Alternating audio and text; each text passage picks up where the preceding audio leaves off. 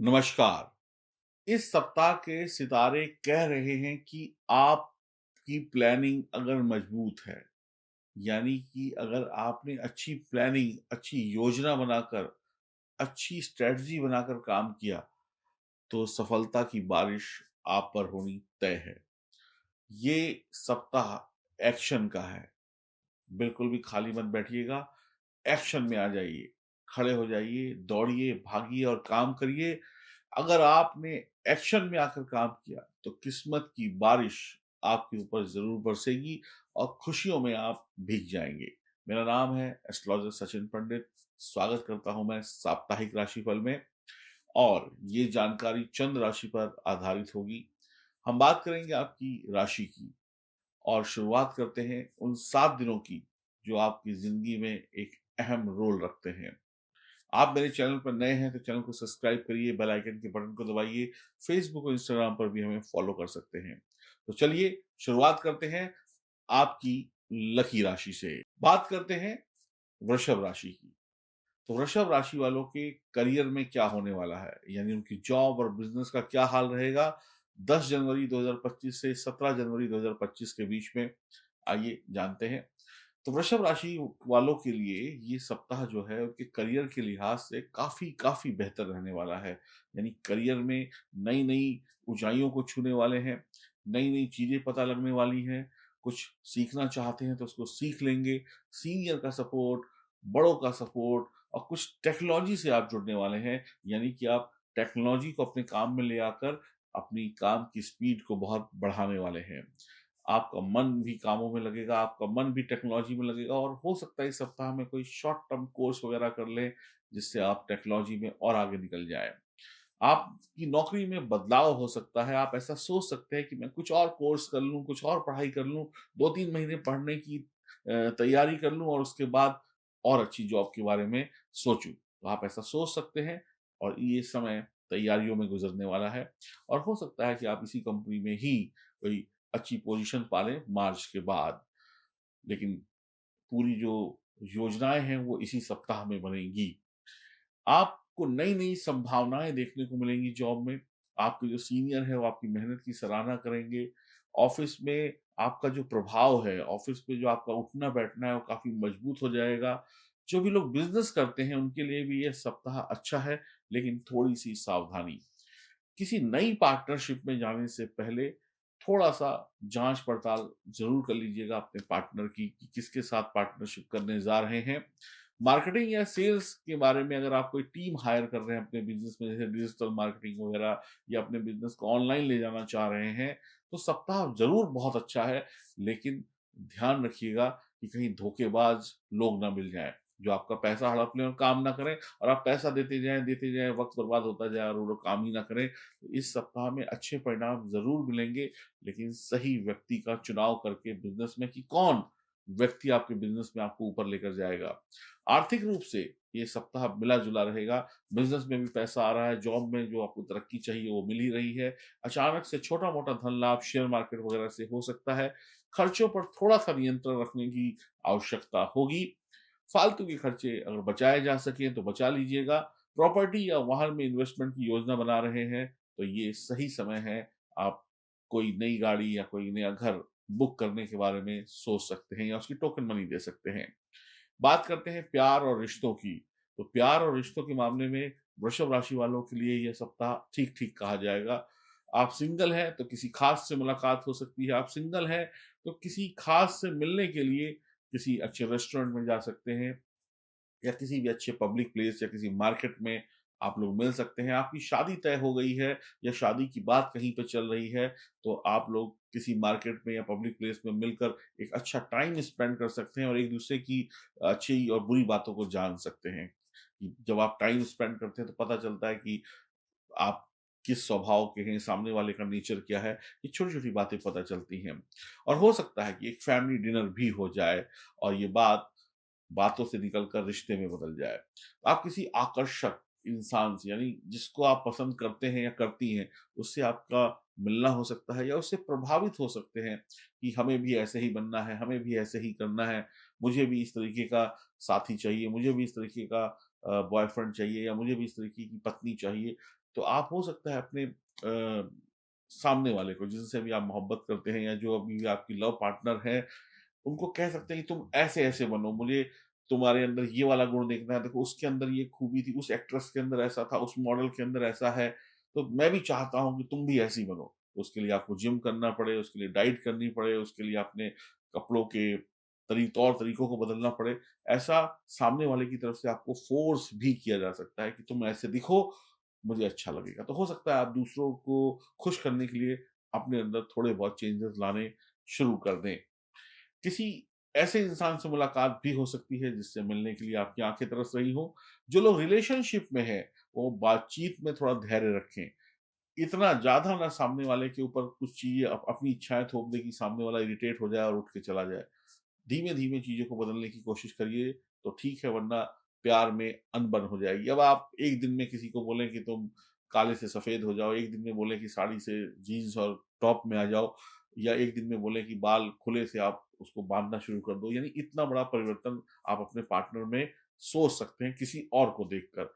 तो यहाँ पर लड़ाई-झगड़ा हो जाएगा जब आप ज़रूरत से ज़्यादा किसी पर प्रेशर डालेंगे।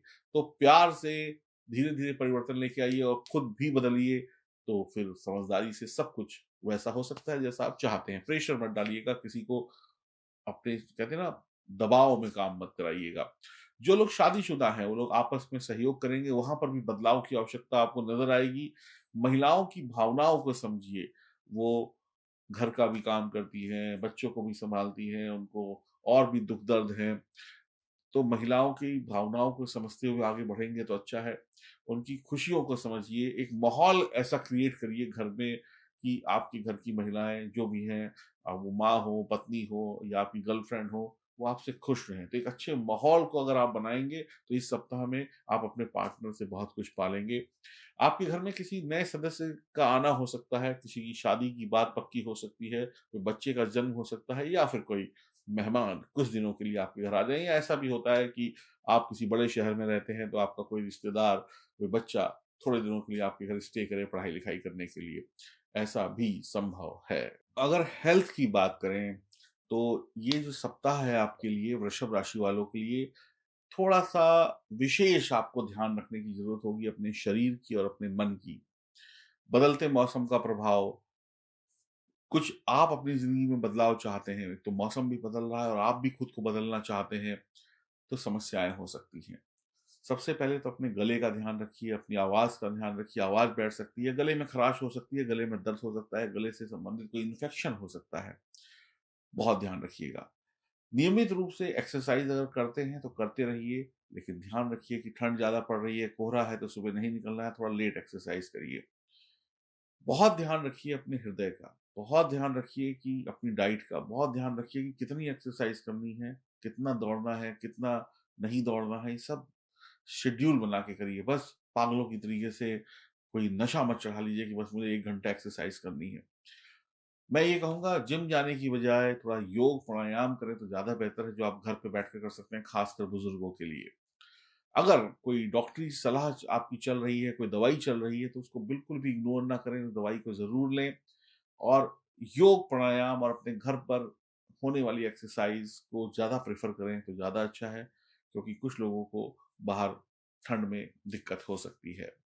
बात करते हैं शिक्षा की, एजुकेशन की, पढ़ाई-लिखाई की, बच्चों की। तो वृषभ राशि वालों के लिए सप्ताह जो है प्रगति का रहेगा, बच्चे पढ़ाई-लिखाई अच्छी करेंगे। कोई कॉम्पिटिशन वगैरह की तैयारी में भी मन लगाकर पढ़ाई करेंगे। आपका ध्यान, आपकी मेहनत जो है ना, वो एक ही तरफ लगी होगी। ध्यान भी एक ही तरफ है, मेहनत भी एक ही तरफ है, तो सफलता के चांसेस बढ़ जाते हैं। और आपके जो मेंटर्स हैं, आपके जो शिक्षक हैं, आपके जो बड़े हैं, उनसे भी आपको सही गाइडेंस मिलने वाली है। जो छात्र विदेश में पढ़ाई करने के बारे में कुछ सोच रहे हैं, उनके लिए समय लाभकारी है, वो एक स्टेप आगे जा सकते हैं। जो कोई बच्चे स्कॉलरशिप लेना चाहते हैं या एडमिशन लेना चाहते हैं किसी अच्छे स्कूल, कॉलेज में आगे भविष्य में ही क्यों ना हो, लेकिन उसकी प्लानिंग करने के लिए ये सही वक़्त है। आपको अच्छी खबर भी मिल सकती है, अगर आपने कहीं पहले अप्लाई किया है, तो इस सप्ताह में कोई अच्छी खबर भी मिल सकती है। किसी एग्ज़ाम का रिज़ल्ट है, वो भी आपके मन मुताबिक आ सकता है। आप अपने लक्ष्य की तरफ पढ़ाई-लिखाई में बढ़ते रहेंगे, बच्चे पढ़ाई-लिखाई धीमी करेंगे लेकिन अच्छी करेंगे।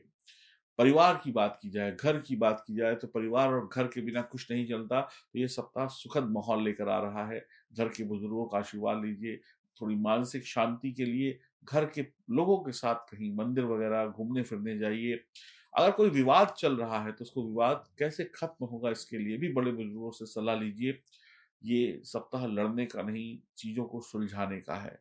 बच्चों के साथ खेल-कूद में हिस्सा लीजिए, बच्चों के साथ थोड़ा वक़्त बिताइए, घर में छोटे-छोटे इवेंट्स करिए, घर में अगर आप लेट नाइट आते हैं तो कोशिश करिए कि घर जल्दी आएँ, घर में बच्चों के साथ डिनर करें, बच्चों की भी विंटर वेकेशंस चल रहे होंगे तो उनके साथ समय स्पेंड करिए, घर में कोई छोटी-मोटी पूजा भी कराइए और घर में खुशी का माहौल बना के रखिए, तो परिवार में खुशहाली रहेगी।